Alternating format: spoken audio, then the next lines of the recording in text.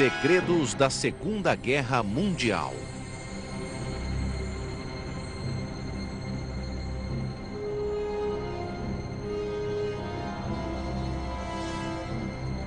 Revelações da Segunda Guerra Mundial.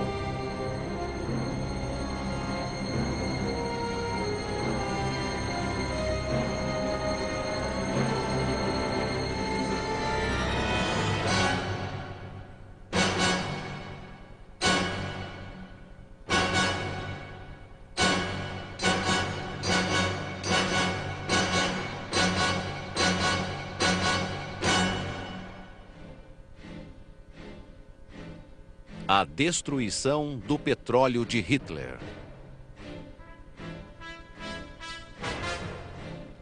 Petróleo, um dos pontos mais vulneráveis da economia de guerra do Terceiro Reich. Se as reservas de petróleo de Hitler tivessem sido destruídas, a guerra teria terminado muitos meses antes. Para os bombardeiros americanos, o petróleo era um alvo estratégico vital, a chave para a vitória sobre Adolf Hitler e seus exércitos. O petróleo foi a causa de uma acirrada disputa no interior do alto comando aliado. Em 11 de agosto de 1943, o alarme de um ataque aéreo soou sobre as refinarias de petróleo romenas em Ploeste. 150 bombardeiros da 9ª Força Aérea Americana fizeram voos rasantes para atacar o âmago das reservas de petróleo alemãs. Esse ataque aéreo, planejado em segredo, foi um dos principais da Segunda Guerra. Seus autores queriam cravar um punhal no coração da Alemanha nazista. O ataque a Ploeste revelou uma divisão na política de bombardeio aliada. A Força Aérea Real tinha objetivos radicalmente diferentes do que os dos americanos.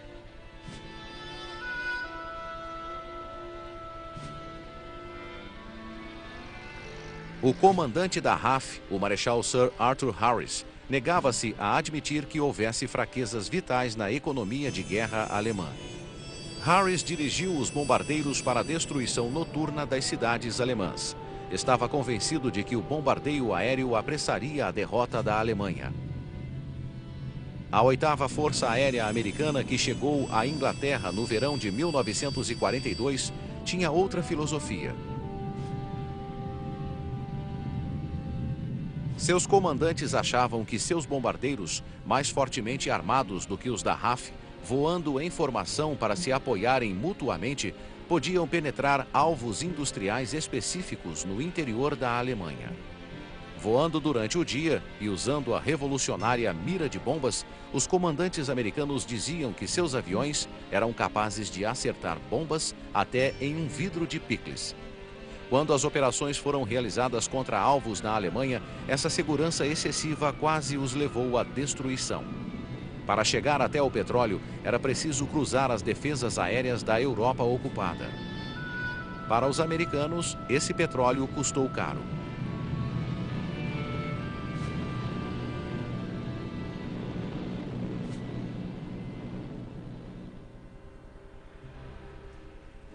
No século XX, o petróleo e o motor de combustão interna transformaram os rumos da guerra.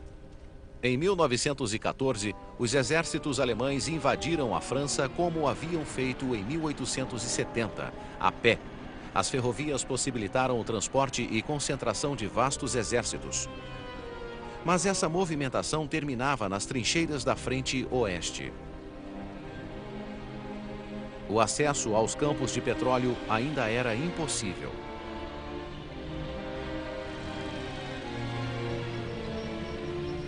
Mas os contornos da guerra seguinte já começavam a se formar. O tanque foi uma arma revolucionária. Os aviões trouxeram uma nova dimensão para a guerra.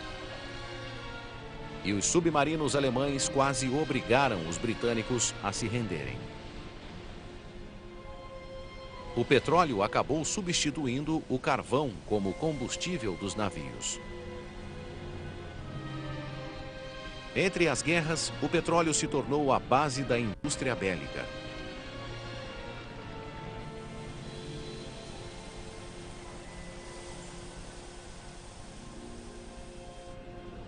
Sem o petróleo, a guerra não teria sido possível. E a posse e controle de suas fontes tornaram-se elementos determinantes da estratégia.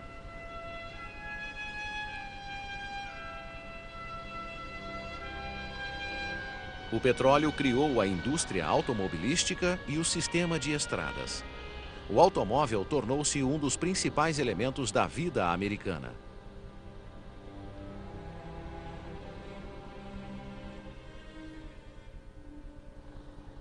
Na Alemanha, nos anos 30, as espetaculares estradas criadas pelos nazistas tinham duplo propósito: o rápido tráfego civil em tempo de paz e o movimento também rápido de veículos militares na guerra que Adolf Hitler já planejava. No Oriente, o Japão, sem recursos naturais como o petróleo, viu-se forçado a invadir a China, uma ação que criou um conflito direto com os Estados Unidos.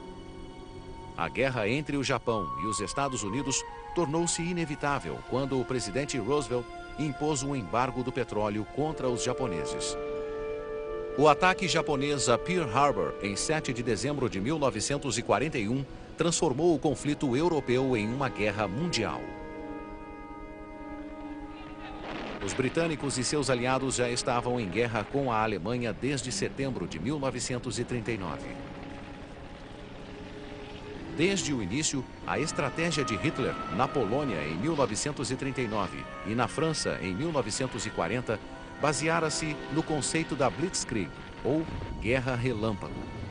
A Alemanha tinha uma fraqueza fundamental: não possuía fontes de petróleo próprias, apenas uma pequena indústria de petróleo sintético. O petróleo alemão vinha da Romênia, da Hungria e da União Soviética. Hitler precisava de vitórias rápidas e conseguiu. A Polônia foi invadida em 5 semanas. Os Países Baixos e a França foram conquistados em 6. Os franceses foram dominados. E a suástica foi hasteada sobre a Torre Eiffel.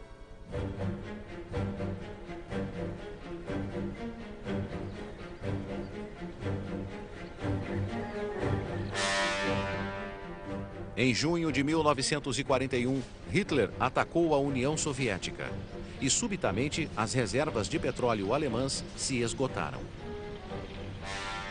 No início, isso não importou muito. As divisões blindadas alemãs prosseguiram.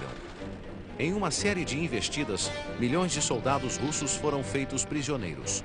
A operação na Rússia, chamada Barbarossa, seria a última das campanhas relâmpago de Hitler.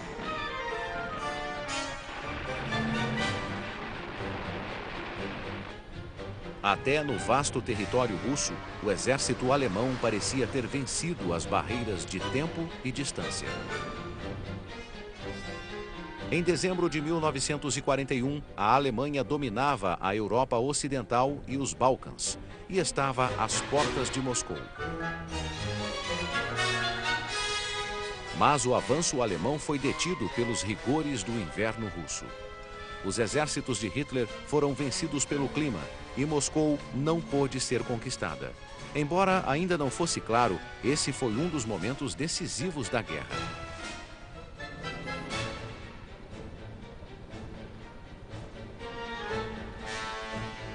Com o prolongamento da guerra, Hitler teve de repensar sua estratégia econômica e militar.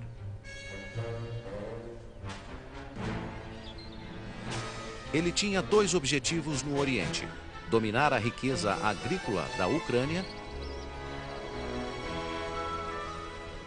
e, por fim, ocupá-la com colonos alemães. E se apoderar dos recursos do inimigo, em especial o carvão, o metal e, acima de tudo, as regiões petrolíferas do sul da Rússia.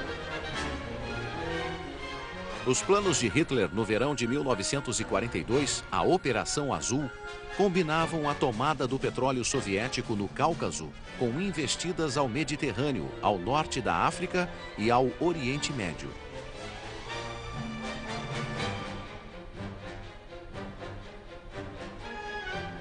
Mas Hitler teve de restringir seus planos. Imaginou invadir Stalingrado e de lá tomar os campos petrolíferos do Cáucaso.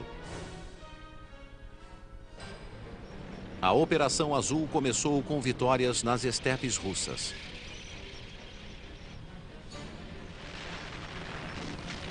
A derrota no inverno de 1942 parecia coisa do passado. No sul, os tanques avançavam, como haviam feito no ano anterior. O exército alemão partiu em direção ao petróleo do Cáucaso.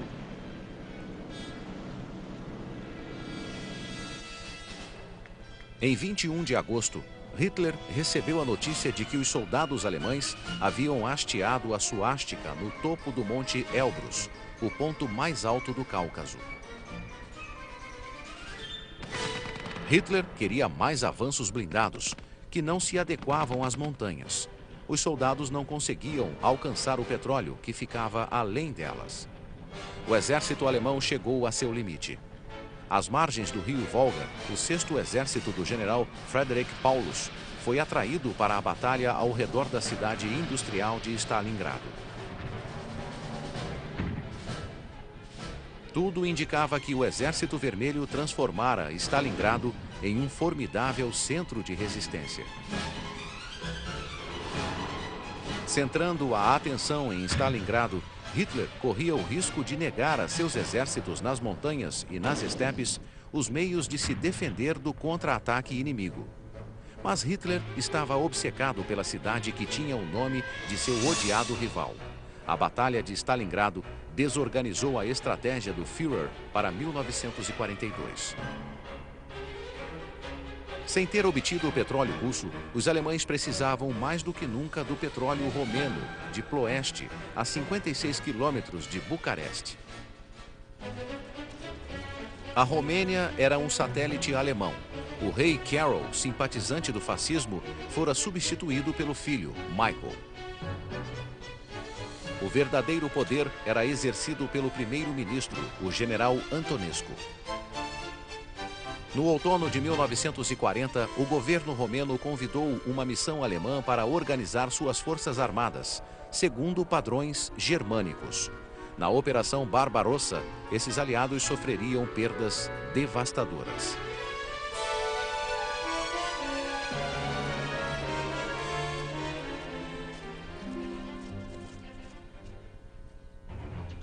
A Força Aérea Alemã também estava presente na Romênia.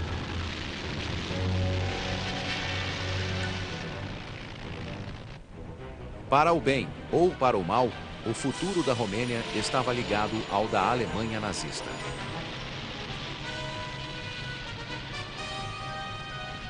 Mas para Hitler, o que interessava na Romênia era o petróleo. Logo, os campos de Ploeste forneciam 60% do petróleo alemão. Após a invasão da Rússia, o restante vinha do programa alemão de petróleo sintético.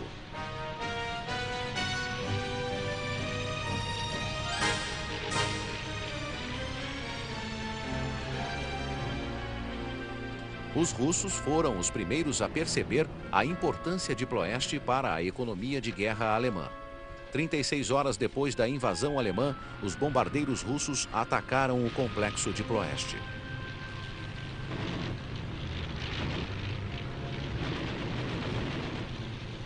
Mas o rápido avanço alemão logo colocou Ploeste além do alcance dos aviões russos.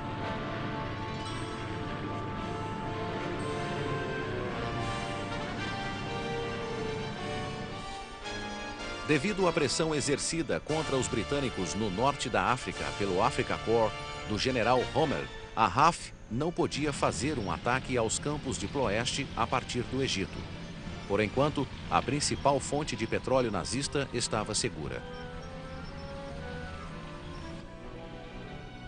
Em junho de 1942, 12 bombardeiros B-24 americanos partiram do Egito para atacar Ploeste. No entanto, causaram poucos danos. Mas o ataque levou os alemães a fortalecerem as defesas aéreas sobre os campos de Ploeste. No ano seguinte, a produção de petróleo romeno continuou sem problemas.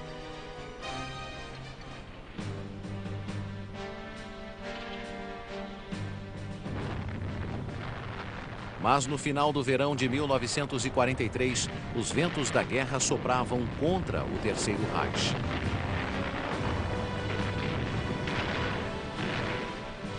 O 6º Exército de Paulus havia sido isolado em Stalingrado.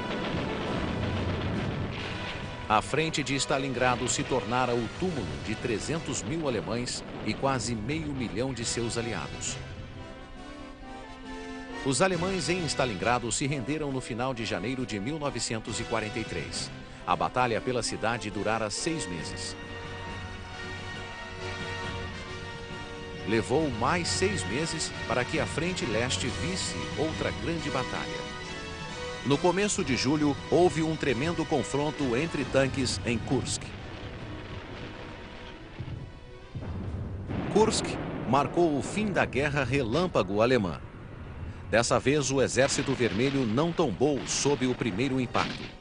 O exército alemão ficou imobilizado em um campo onde milhares morreram. Foi o divisor de águas na Frente Leste. No oeste, as forças do eixo foram expulsas do norte da África em meados de maio de 1943. Hitler proibira a retirada. Sua teimosia condenou o Afrika Korps a sofrer uma segunda Stalingrado às margens do Mediterrâneo.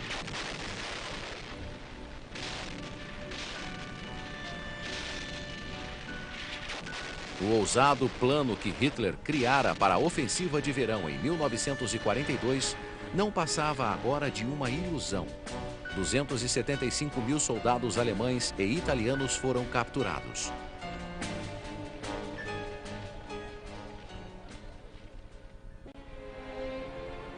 Em julho de 1943, os ingleses e americanos haviam plantado grandes forças aéreas no Mediterrâneo. Uma delas era a 9ª Força Aérea, baseada no porto líbio de Benghazi. Os ingleses e americanos estavam prontos para invadir a Sicília. A Operação Resgate foi realizada em 10 de julho. A invasão da Sicília foi um golpe mortal para a ofensiva de Hitler em Kursk, que foi reduzida, pois os alemães tiveram de correr para a defesa da Frente Leste. O general Louis Bradenton, comandante da 9ª Força Aérea, já havia pensado em um ataque a Ploeste, achando que sua destruição afetaria drasticamente o poderio alemão. I'm confident that we will be ready and that we have the strength and the determination to strike the final knockout blow. Na época, a prioridade dos bombardeiros aliados era dar apoio às operações na Sicília e preparar o caminho para a invasão da Itália.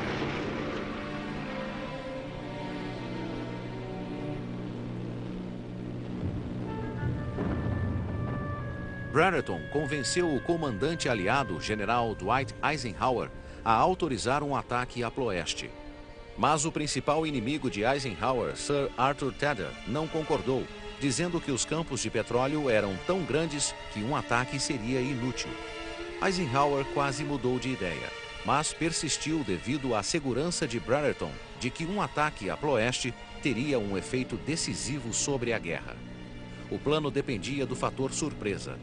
Os B-24 voariam abaixo do alcance dos radares para atacar. As tripulações dos aviões praticaram no deserto.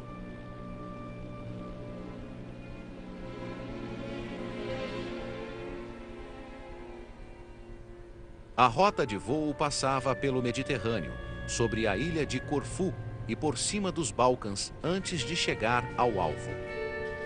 O voo de ida e volta cobria 4.350 quilômetros, quase o alcance máximo do B-24. Mas havia outro fator que preocupava os planejadores aliados. Os alemães haviam fortalecido as defesas aéreas ao redor de Ploeste. As defesas eram bem coordenadas. Ploeste fora cercada por baterias. A Luftwaffe enviara cerca de 120 caças para a região, que tiveram o reforço de aviões romenos.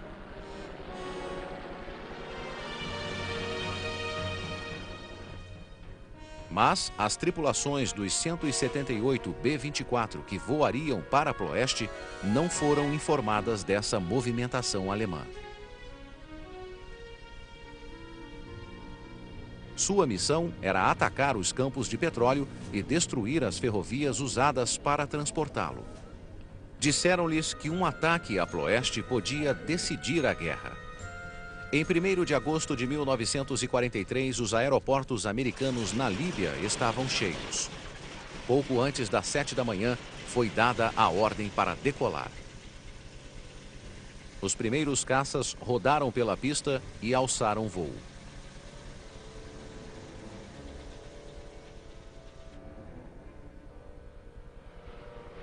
Mas o plano logo começou a dar errado.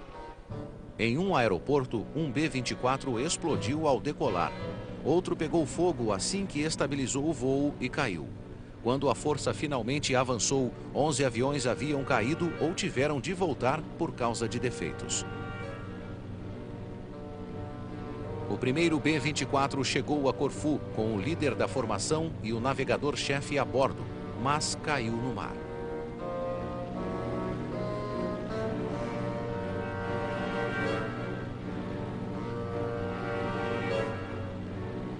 Quando alcançaram os Balcãs, os caças encontraram nuvens pesadas, que não só sacudiram os aviões, como aumentaram os problemas de navegação e desregularam os cronômetros que haviam sido cuidadosamente ajustados.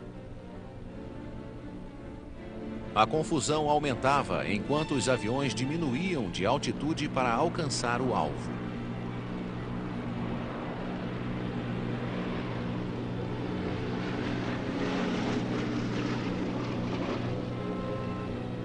Para piorar, um grupo de liderança virou em direção a Bucareste. O silêncio de rádio crucial para o elemento surpresa teve de ser rompido.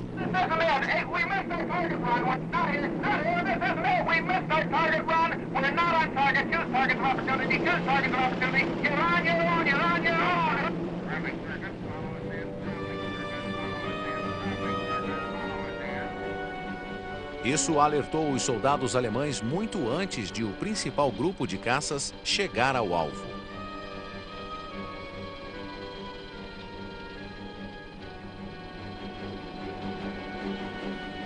E os caças alemães tiveram bastante tempo para decolar.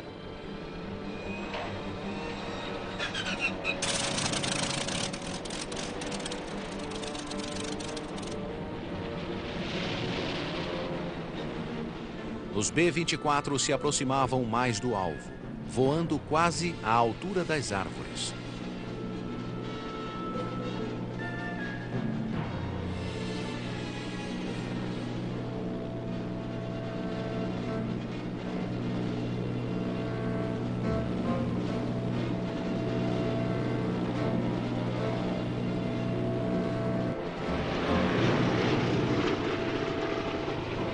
As baterias alemãs os aguardavam.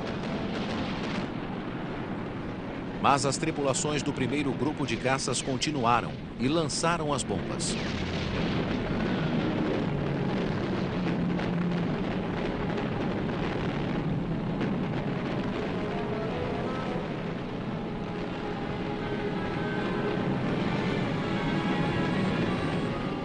Quando os grupos de apoio chegaram, encontraram um pesadelo de chamas causadas pela explosão das usinas de petróleo.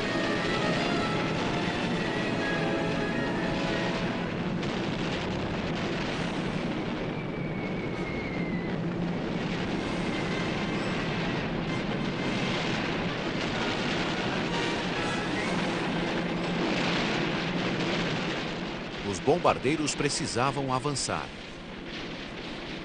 Mas a artilharia alemã derrubava os aviões um a um.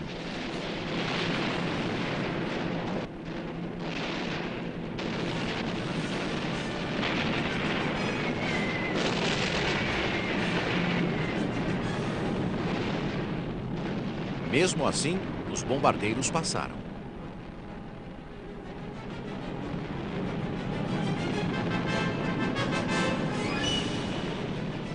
Os campos de petróleo estavam cobertos por um denso manto de fumaça. Os caças sobreviventes que haviam escapado do fogo assassino começaram a se afastar das defesas alemãs.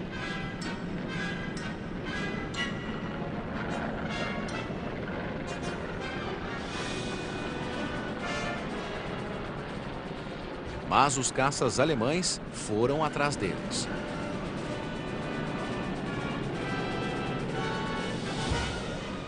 Os caças romenos começaram a mirar os bombardeiros. Uma intensa batalha aérea teve início.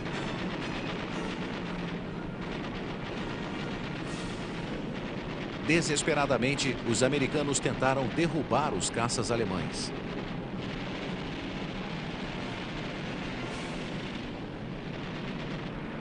Mas os pilotos alemães intensificaram o ataque, lançando uma bomba após a outra.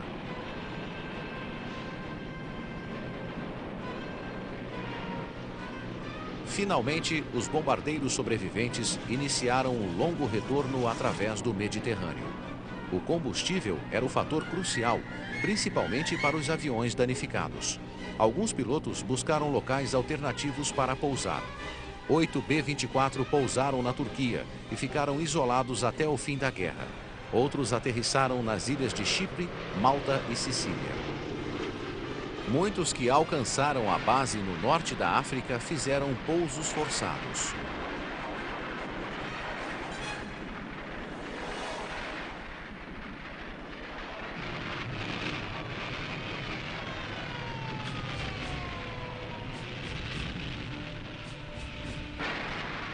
Os pousos forçados foram causados por avarias, mas também pelo estresse e a exaustão dos pilotos.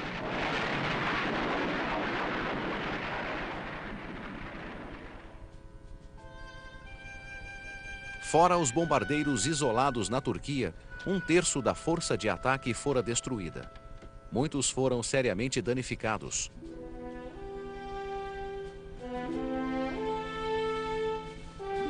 Quase 500 tripulantes haviam sido mortos ou feridos, alguns gravemente. Outros foram feitos prisioneiros. Os B-24 haviam causado danos aos campos petrolíferos de Ploeste e incendiado vários tanques de armazenamento. Mas os campos funcionavam com apenas 60% da capacidade no momento do ataque.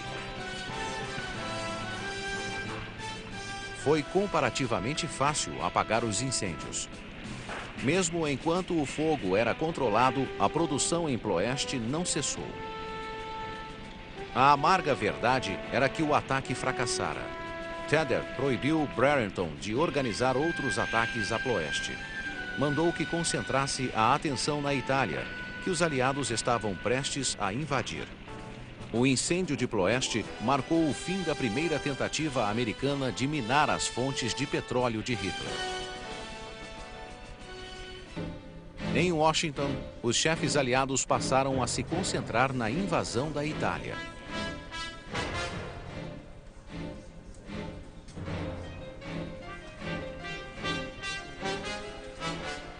O desembarque aliado no sul da Itália se deu em setembro de 1943. Em Messina, o 8º Exército Inglês, chefiado por Montgomery, cruzou o estreito em direção à Calábria, no extremo sul da Itália. A invasão não encontrou resistência. As cidades do sul foram rapidamente ocupadas. A força aérea aliada dizimou as concentrações alemãs. Os ingleses se uniram ao 5º Exército Americano, que havia desembarcado em Salerno. Mas os aliados logo entraram em combate feroz com as forças alemãs, que haviam sido enviadas do norte da Itália. Os italianos haviam buscado e conseguido um armistício, mas os alemães fizeram com que a briga pela Itália fosse longa e difícil.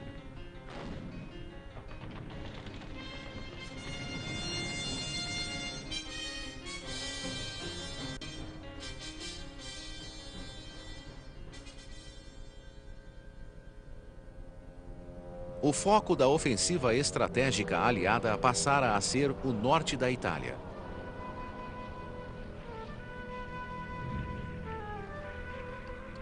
A invasão avançava para seu clímax, mas não sem discordâncias entre os chefes americanos e britânicos. A RAF havia entrado no conflito comprometida com a política anterior à guerra de bombardear a indústria bélica alemã.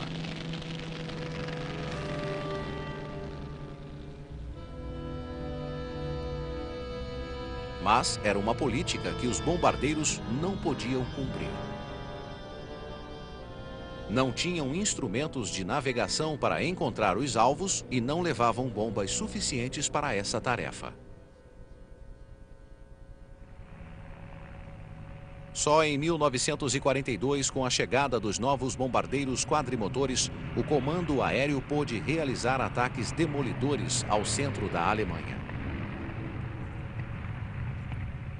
O Lancaster era o mais novo e potente avião do comando de bombas. Ao final da guerra, o Lancaster havia lançado 600 mil toneladas de bombas na Alemanha e na Europa ocupada.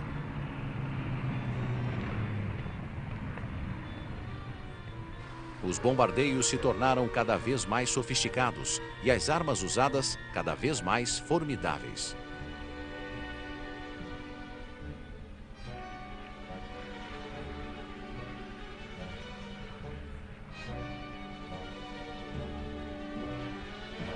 Um grupo foi formado para localizar e marcar os alvos dos bombardeios antes da chegada da força principal. Grandes operações eram acompanhadas por um sistema de espionagem e ataques falsos que confundiam as defesas aéreas inimigas. Os bombardeiros maiores controlavam os ataques, voando em círculos sobre os alvos e guiando as fileiras de caças que seguiam linhas de abordagem bem planejadas. Com o avanço da ofensiva, os bombardeiros foram equipados com vários dispositivos eletrônicos para auxiliar a navegação e desorientar os radares da defesa aérea inimiga. Criou-se a expressão Guerra das Caixas Pretas para essa batalha high-tech que absorveu grande parte da economia de guerra britânica.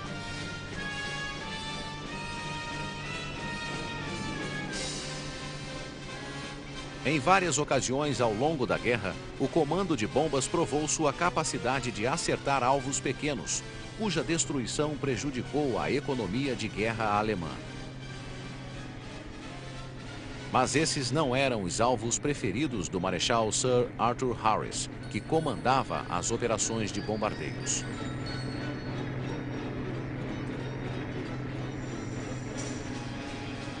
Harris nunca abandonou a crença de que a destruição sistemática de cidades alemãs bastaria para encerrar a guerra.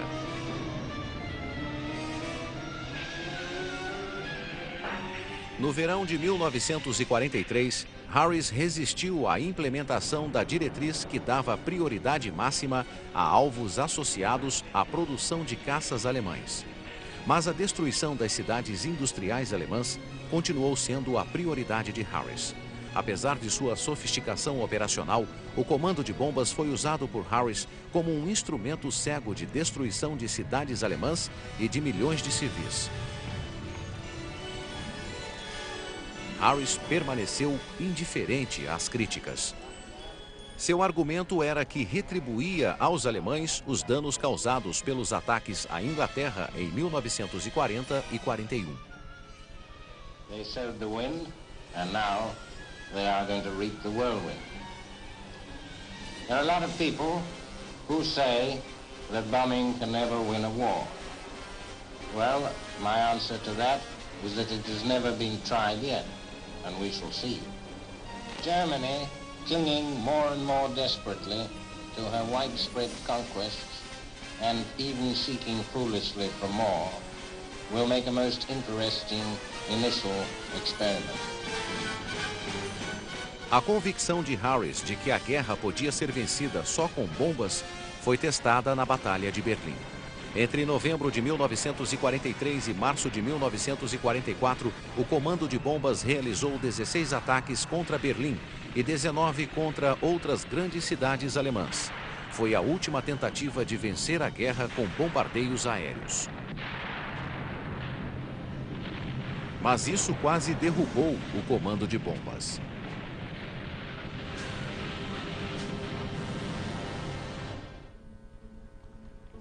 Quando Harris foi obrigado a admitir a derrota na Batalha de Berlim, os aliados se concentravam na invasão da Normandia, a Operação Overlord. Harris e a 8ª Força Aérea Americana tiveram de colocar as forças de bombardeio sob o controle do comandante supremo aliado, o general Eisenhower, para apoiar a invasão.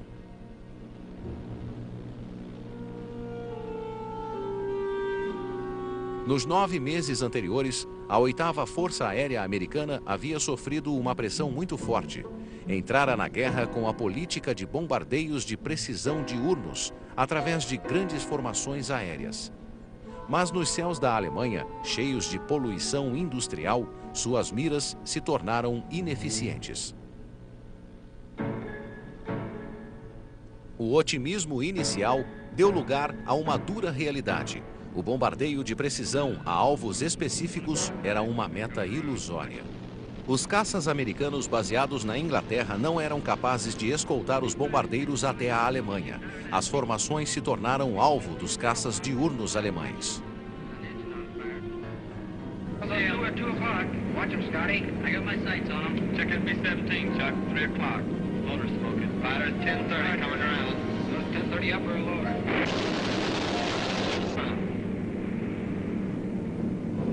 B-17 out of control, 3 o'clock.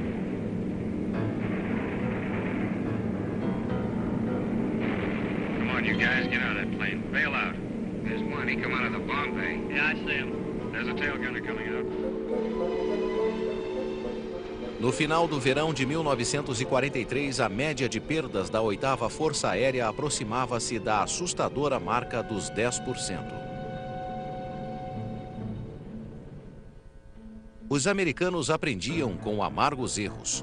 Sem a neutralização das defesas aéreas inimigas, campanhas de precisão contra alvos industriais não seriam possíveis. O moral estava baixo. Em outubro de 1943, as operações de bombardeios foram temporariamente suspensas. Mas havia uma luz no final do túnel.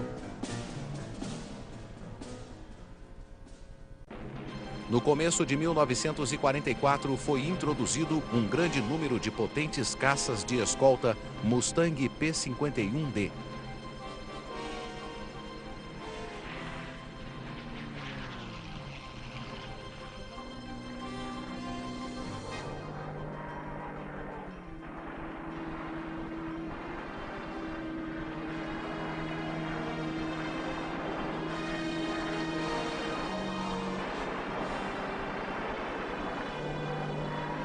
A Força Aérea Alemã também estava presente na Romênia.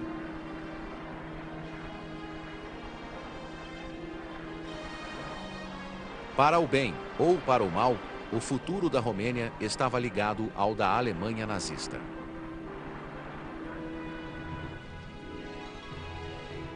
Mas para Hitler, o que interessava na Romênia era o petróleo.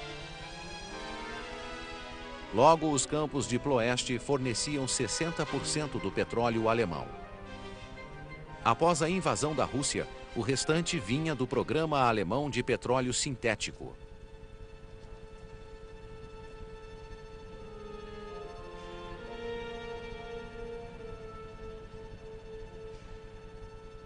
Os russos foram os primeiros a perceber a importância de Ploeste para a economia de guerra alemã. No final de 1942, 35 usinas fortemente protegidas produziam 4 milhões de toneladas de petróleo, 1/4 do volume necessário, mas mesmo esse recurso corria perigo. O avanço do Exército Vermelho ameaçava as usinas de petróleo sintético da Europa Ocidental. Mas a maior parte das usinas de hidrogenização estava na Alemanha. e estavam ao alcance dos bombardeiros americanos baseados na Rússia, na Itália e na Grã-Bretanha. Em 12 de maio de 1944, Spaatz lançou 900 bombardeiros contra as usinas de petróleo sintético ao redor de Leipzig e um centro de manutenção de caças.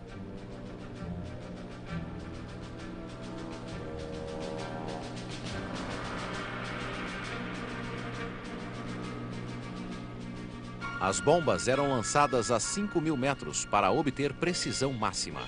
Pela primeira vez, Spaatz se aproximava do centro vital da economia de guerra alemã.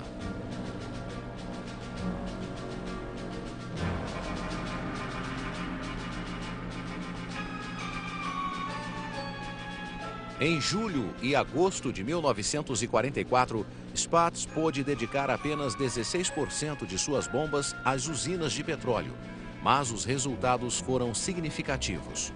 O estoque de petróleo alemão caiu pela metade, de 1.930 toneladas em março para 477 mil em junho. No mesmo período, o fornecimento de combustível para a Luftwaffe caiu 2/3, de 180 mil toneladas para 50 mil toneladas.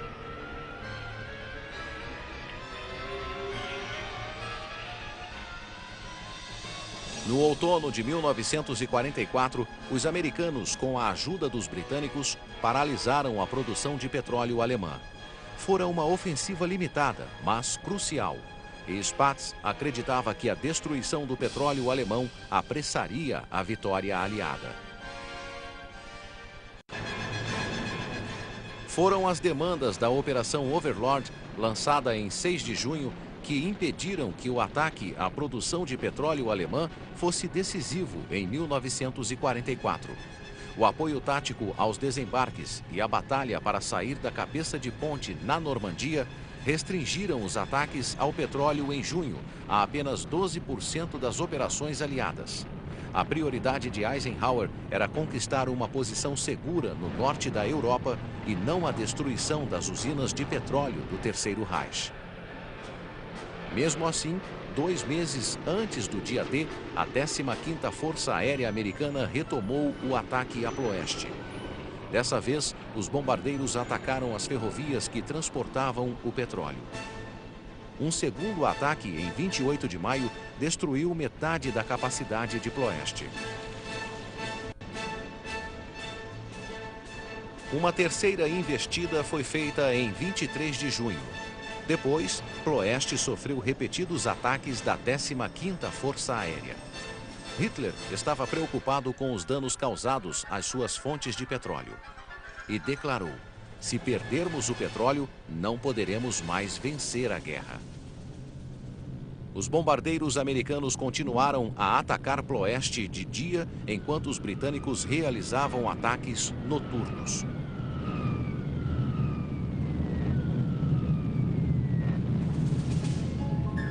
As defesas que haviam combatido tão eficazmente a ofensiva de agosto de 1943 haviam caído. Os dias de Ploeste estavam contados. As ferrovias dos campos petrolíferos haviam sido destruídas. Mas com isso, os aliados perderam 400 bombardeiros. O preço do petróleo continuava alto. Ploeste passou a sofrer outra ameaça.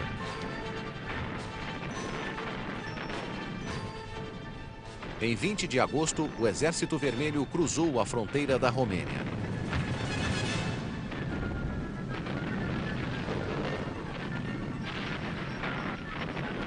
Não demorou a entrar em Bucareste.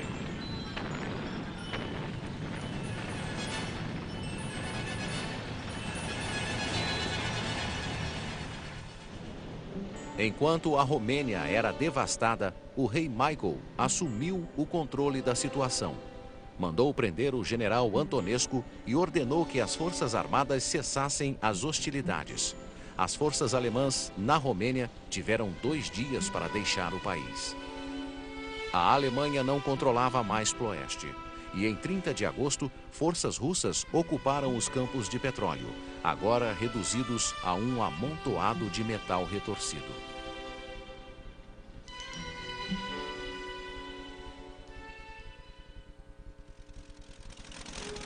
Na Alemanha, o ataque ao petróleo de Hitler produziu resultados. A Luftwaffe tinha os aviões, mas suas reservas de combustível se esgotavam rapidamente, assim como o número de pilotos treinados.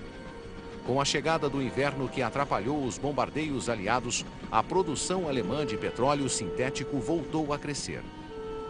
Em dezembro de 1944, havia combustível suficiente para Hitler lançar uma ofensiva nas Ardenas. O comandante nazista no oeste, o Marechal von Rundstedt, disse a Hitler que a ofensiva consumiria o quíntuplo da quantidade normal de petróleo. Quando a Batalha das Ardenas começou em 16 de dezembro de 1944, apenas metade do estoque normal estava disponível. Para piorar, como von Rundstedt observou, boa parte do petróleo era guardada em locais distantes, em grandes tanques na margem leste do Reno. O sucesso inicial da ofensiva das Ardenas não pôde ser mantido. Os alemães precisavam tomar o petróleo da retaguarda aliada. Fizeram milhares de prisioneiros americanos nos primeiros dias da ofensiva. Mas os alemães não conseguiram se apossar dos depósitos de petróleo aliados.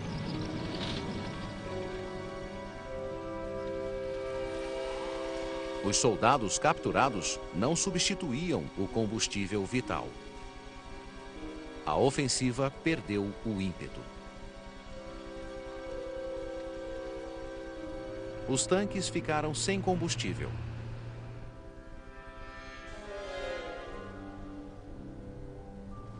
Os estoques de petróleo diminuíam cada vez mais.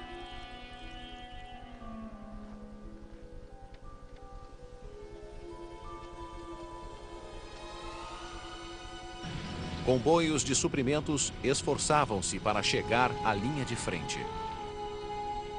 O homem que comandava a ofensiva das Ardenas, o Marechal Walter Model, percebeu a derrota iminente. A neblina que havia dado cobertura aos alemães dissipou-se e as forças aéreas aliadas puderam dominar o campo de batalha. Bombardeiros esmagaram os comboios de suprimentos alemães.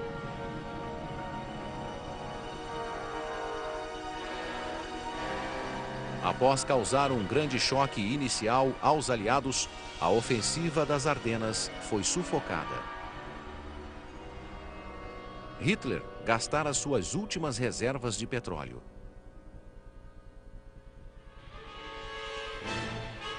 A última esperança dos alemães era as novas tecnologias, como os caças a jato criados para a Luftwaffe.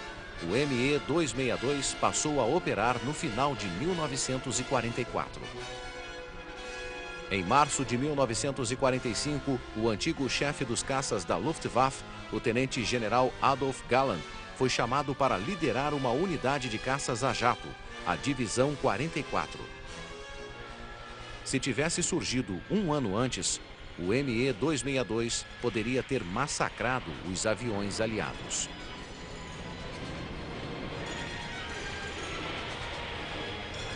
Mas já era tarde demais. Imobilizados por falta de combustível, os pilotos da Divisão 44 só puderam imaginar o que poderiam ter realizado.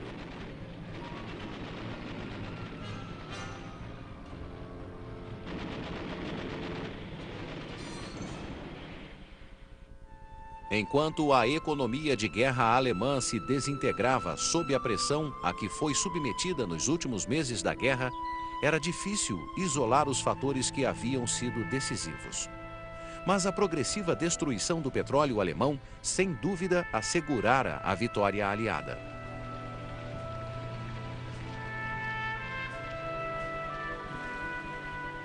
Quando os americanos e russos se uniram no rio Elba em 25 de abril de 1945, a Guerra do Petróleo fora vencida, destruindo quase totalmente a mobilidade do que sobrara das defesas alemãs. Mas resta uma pergunta. Se os aliados tivessem concentrado todos os recursos em privar o inimigo do produto sem o qual ele não podia lutar, a guerra teria terminado muito antes e milhares de vidas teriam sido salvas. A Guerra do Petróleo certamente foi um dos momentos mais vitais do conflito, afetando o desenrolar dos acontecimentos. Seu sucesso determinou o destino de exércitos inteiros. Adolf Hitler perdeu a guerra e não realizou o seu sonho de ver o nazismo dominando o mundo.